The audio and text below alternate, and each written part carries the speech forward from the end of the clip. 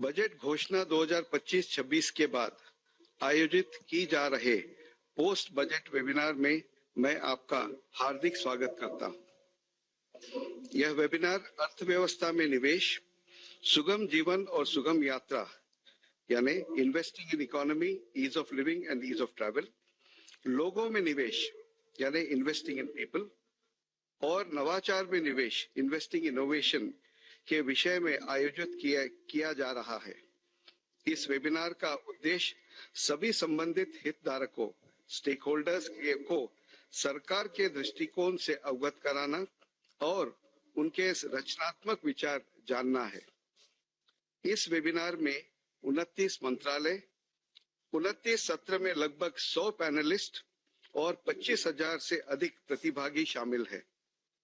इस वेबिनार में बजट के 43 अनुच्छेदों पैरा पर चर्चा होगी। अब मैं माननीय प्रधानमंत्री जी से अनुरोध करता हूं कि वे हमारी मार्गदर्शन करें। नमस्कार। आप सभी का इस महत्वपूर्ण बजट वेबिनार में स्वागत है, अभिनंदन है। Investing in people, economy and innovation, ये एक ऐसी थीम है जो विकसित भारत के रोडमैप को डिफाइन करती है। इस साल के बजट में आपको इसका प्रभाव भी बहुत बड़े स्केल पर दिख रहा है। इसलिए यह बजट भारत के भविष्य का ब्लूप्रिंट बनकर सामने आया है। हमने इन्वेस्टमेंट में जितनी प्राथमिकता इंफ्रास्ट्रक्चर और इंडस्ट्रीज को दी है, उतनी ही प्राथमिकता पीपल, इकोनॉमी और इनोवेशन को भी दी है। आप सब जानते हैं, कैपेसिटी बिल्डिंग और टैलेंट नर्चरिंग ये देश की प्रगति के लिए फाउंडेशन स्टोन का काम करती है। इसलिए अब विकास के अगले चरण में हमें इन क्षेत्रों में और ज्यादा निवेश करना है। इसके लिए हम सभी स्टेक होल्डर्स को आगे आना होगा, क्योंकि ये देश की इकोनॉमिक सक्सेस के लिए आवश्यक है और साथ ही ये हर ऑर्गेनाइजेशन की सक्सेस का भी आधार है। साथियों, इन्वेस्टमेंट इन पीपल का विजन 3 पिलर्स पर खड़ा होता है: एजुकेशन, स्किल और हेल्थ केयर। आज आप देख रहे हैं, भारत का एजुकेशन सिस्टम कई दशक के बाद कितने बड़े ट्रांसफॉर्मेशन से गुजर रहा है। नेशनल एजुकेशन पॉलिसी जैसे बड़े कदम, आईआईटीज का विस्तार, एजुकेशन सिस्टम में टेक्नोलॉजी का इंटीग्रेशन, एआई के फुल पोटेंशियल का उपयोग, टेक्स्ट बुक का डिजिटाइजेशन, 22 भारतीय भाषाओं में लर्निंग मटेरियल्स उपलब्ध करवाने का काम, ऐसे कितने ही प्रयास मिशन मोड में जारी है। इनके कारण आज भारत का एजुकेशन सिस्टम 21वीं सदी की दुनिया की जरूरतों और पैरामीटर्स को मैच कर रहा है। साथियों, सरकार ने 2014 से अब तक 3 करोड़ से ज्यादा युवाओं को स्किल ट्रेनिंग दी है।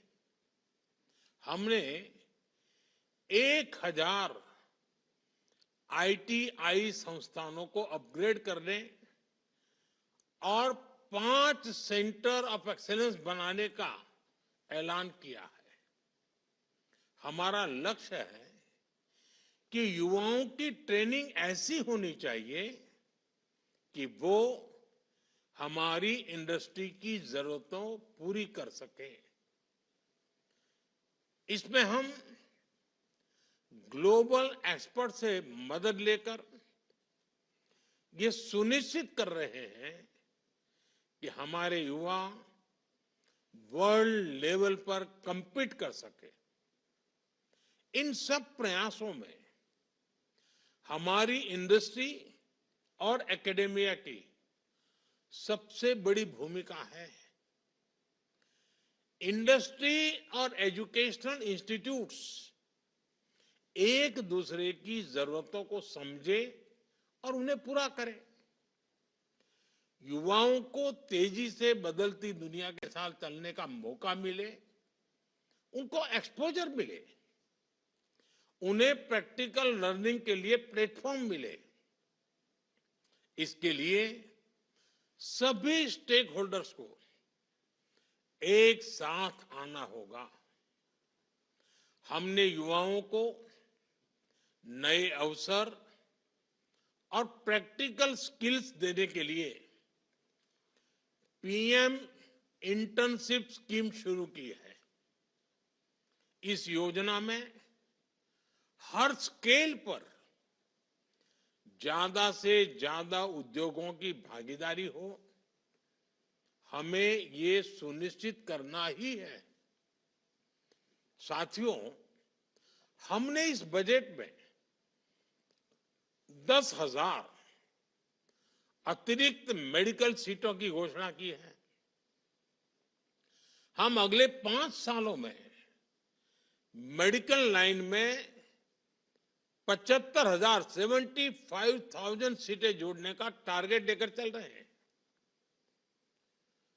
सभी प्राइमरी हेल्थ सेंटर्स टेलीमेडिसिन सुविधा का विस्तार इन सब क्षेत्रों में हो रहा है।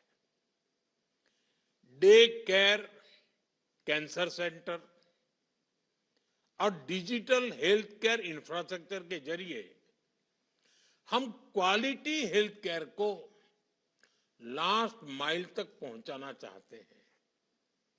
आप कल्पना कर सकते हैं इससे लोगों के जीवन में कितना बड़ा परिवर्तन आएगा। इससे युवाओं के लिए रोजगार के भी अनेक नए अवसर बनेंगे। इन्हें जमीन पर उतारने के लिए आपको उतनी ही तेजी से काम करना है। तभी हम बजट घोषणाओं का लाभ ज्यादा से ज्यादा लोगों तक पहुंचा पाएंगे। साथियों, पिछले 10 वर्षों में हमने इकोनॉमी में इन्वेस्टमेंट को भी फ्यूचरिस्टिक सोच के साथ देखा है। आप जानते हैं 2047 तक भारत की शहरी आबादी लगभग 90 करोड़ तक हो जाने का अनुमान है। इतनी बड़ी आबादी के लिए प्लान अर्बनाइजेशन की जरूरत है। इसके लिए हमने 1 लाख करोड़ रुपए का अर्बन चैलेंज फंड बनाने की पहल की है। इससे गवर्नेंस, इंफ्रास्ट्रक्चर और फाइनेंशियल सस्टेनेबिलिटी पर फोकस किया जाएगा और प्राइवेट इन्वेस्टमेंट भी बढ़ेगा। हमारे शहर sustainable urban mobility, digital integration और क्लाइमेट रेजिलियंस प्लान के लिए जाने जाएंगे। हमारे प्राइवेट सेक्टर को, खासकर रियल स्टेट और इंडस्ट्री को प्लान अर्बनाइजेशन पर फोकस करना चाहिए, उसे और आगे बढ़ाना चाहिए। अमृत 2.0 और जल जीवन मिशन जैसे अभियानों को भी आगे बढ़ाने के लिए सभी को साथ काम करना है। साथियों, आज जब हम अर्थव्यवस्था में निवेश की बात कर रहे हैं तो हमें पर्यटन की संभावनाओं पर विशेष ध्यान देने की जरूरत है। पर्यटन सेक्टर का हमारी जीडीपी में योगदान 10% तक होने की संभावना है। इस सेक्टर में करोड़ों युवाओं को रोजगार देने की क्षमता है। इसलिए इस बजट में घरेलू और अंतर्राष्ट्रीय टूरिज्म को बढ़ावा देने के लिए कई फैसले लिए गए हैं। देश भर में 50 डेस्टिनेशंस को टूरिज्म पर फोकस करते हुए विकसित किया जाएगा। इन डेस्टिनेशंस में होटलों को इंफ्रास्ट्रक्चर का दर्जा दिए जाने से ईज ऑफ टूरिज्म बढ़ेगा, स्थानीय रोजगार को भी बढ़ावा मिलेगा। होम स्टे के लिए मुद्रा योजना का दायरा भी बढ़ाया गया है। हिल इन इंडिया और लैंड ऑफ द बुद्धा इस अभियान के माध्यम से दुनिया भर के पर्यटकों को आकर्षित किया जा रहा है। भारत एक ग्लोबल स्तर का टूरिज्म एंड वेलनेस हब बने, इस दिशा में प्रयास किए जा रहे हैं। साथियों, जब हम पर्यटन की बात करते हैं तो इसमें होटल इंडस्ट्री, ट्रांसपोर्ट सेक्टर के अलावा पर्यटन में दूसरे सेक्टर के लिए भी नए अवसर हैं। इसलिए मैं कहूंगा, हमारे हेल्थ सेक्टर के स्टेक होल्डर्स हेल्थ टूरिज्म को प्रमोट करने के लिए इन्वेस्ट करें। ये अपॉर्चुनिटी तो ग्रैब कीजिए आप। योगा और वेलनेस टूरिज्म के पूरे पोटेंशियल को भी हमें इस्तेमाल करना चाहिए। एजुकेशन टूरिज्म में भी हमारे पास काफी स्कोप है। मैं चाहूंगा इस दिशा में विस्तार से चर्चा हो और एक स्ट्रांग रोडमैप के साथ इस दिशा में आगे बढ़ा जाए। साथियों, देश का भविष्य इनोवेशन में किए जा रहे निवेश से निर्धारित होता है। भारत की अर्थव्यवस्था में आर्टिफिशियल इंटेलिजेंस कई लाख करोड़ रुपए की ग्रोथ दे सकती है। इसलिए हमें इस दिशा में तेजी से आगे बढ़ना है। इस बजट में एआई ड्रिवेन एजुकेशन और रिसर्च के लिए 500 करोड़ आवंटित किए गए हैं। भारत एआई की क्षमताओं को विकसित करने के लिए नेशनल लार्ज लैंग्वेज मॉडल की स्थापना भी करेगा। इस दिशा में हमारे प्राइवेट सेक्टर को भी दुनिया से एक कदम आगे रहने की जरूरत है। एक रिलायबल, सेफ और डेमोक्रेटिक देश जो एआई में इकोनॉमिकल सॉल्यूशंस दे सके, विश्व को उसका इंतजार है। आप इस सेक्टर में अभी जितना इन्वेस्ट करेंगे, भविष्य में उतना ही एडवांटेज आपको मिलेगा। साथियों, भारत अब दुनिया का तीसरा सबसे बड़ा स्टार्टअप इकोसिस्टम है। स्टार्टअप्स को बढ़ावा देने के लिए सरकार ने इस बजट में कई कदम उठाए हैं। रिसर्च और इनोवेशन को बढ़ाने के लिए 1 लाख करोड़ रुपए का कॉर्पस फंड पास किया गया है। इसमें deep tech fund of funds के साथ उभरते सेक्टर्स में निवेश बढ़ेगा। आईआईटी और आईआईएससी में 10,000 रिसर्च फेलोशिप की व्यवस्था बनाई गई है। इससे रिसर्च को बढ़ावा मिलेगा, प्रतिभाशाली युवाओं को मौका मिलेगा। नेशनल जियो स्पेशियल मिशन और अनुसंधान नेशनल रिसर्च फाउंडेशन के माध्यम से इनोवेशन को गति मिलेगी। भारत को रिसर्च और इनोवेशन के क्षेत्र में नई ऊंचाई पर पहुंचाने के लिए हमें हर स्तर पर मिलकर काम करना होगा। साथियों, ज्ञान भारतम मिशन, और मैं आशा करता हूं इस सब में आप सब आगे आए। ज्ञान भारतम मिशन के माध्यम से भारत की समृद्ध मैन्युस्क्रिप्ट्स हेरिटेज को संरक्षित करने की घोषणा बहुत ही अहम है। इस मिशन के माध्यम से 1 करोड़ से अधिक मैन्युस्क्रिप्ट पांडुलिपियों को डिजिटल फॉर्म में बदला जाएगा, जिसके बाद एक नेशनल डिजिटल रिपोजिटरी बनाई जाएगी, जिससे दुनिया भर के स्कॉलर्स और रिसर्चर्स भारत के हिस्टोरिकल और ट्रेडिशनल नॉलेज और विजडम को जान सकेंगे। सरकार द्वारा भारत के प्लांट जेनेटिक रिसोर्सेज को संरक्षित करने के लिए नेशनल जीन बैंक की स्थापना की जा रही है। हमारी इस पहल का उद्देश्य आने वाली पीढ़ियों के लिए जेनेटिक रिसोर्सेज और खाद्य सुरक्षा को सुनिश्चित करना है। हमें इस तरह के प्रयासों का दायरा बढ़ाना होगा।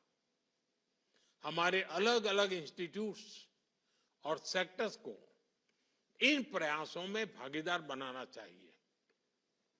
साथियों, फरवरी में ही भारत की अर्थव्यवस्था को लेकर आईएमएफ के शानदार ऑब्जर्वेशंस भी हम सबके सामने हैं। इस रिपोर्ट के मुताबिक 2015 से 2025 के बीच, 2015 से 2025 के बीच, इन 10 वर्षों में भारत की इकोनॉमी ने 66% की, यानी 66% की ग्रोथ दर्ज की है। भारत अब $3.8 ट्रिलियन की इकोनॉमी बन गया है। ये ग्रोथ कई बड़ी इकोनॉमीज से भी ज्यादा है। वो दिन दूर नहीं जब भारत $5 ट्रिलियन की इकोनॉमी बनेगा। हमें सही दिशा में सही निवेश करते हुए आगे बढ़ना है। अपनी अर्थव्यवस्था का इसी तरह विस्तार करना है और इसमें बजट घोषणाओं के इंप्लीमेंटेशन की भी बड़ी भूमिका है। आप सभी की अहम भूमिका है। आप सभी को मेरी बहुत बहुत शुभकामनाएं हैं और मुझे पूरा विश्वास है कि पिछले कुछ वर्षों से बजट घोषित कर करके आप अपना कर लो, हम हमारा कर ले, वो परंपरा हमने तोड़ दी। बजट बनाने से पहले भी आपके साथ बैठते हैं, बजट बनने के बाद भी, घोषित करने के बाद भी जो चीजें सामने आती हैं उसको इंप्लीमेंट करने के लिए भी हम आपके साथ बैठते हैं। शायद जन भागीदारी का ये मॉडल बहुत रेयर होता है। और मुझे खुशी है कि लगातार प्रतिवर्ष इस एक मंथन के कार्यक्रम को बल भी मिल रहा है, उत्साह से लोग भी जुड़ रहे हैं और हर एक को लगता है कि बजट के पूर्व जितनी बातें हम करते हैं उससे ज्यादा महत्वपूर्ण बातें बजट के बाद इंप्लीमेंटेशन में उपयोगी होती है। मुझे विश्वास है हम सबका ये सामूहिक मंथन हमारे सपनों को 140 करोड़ देशवासियों के सपनों को पूर्ण करने में बहुत बड़ा रोल प्ले करेंगे। मेरी आप सबको बहुत बहुत शुभकामनाएं हैं। धन्यवाद।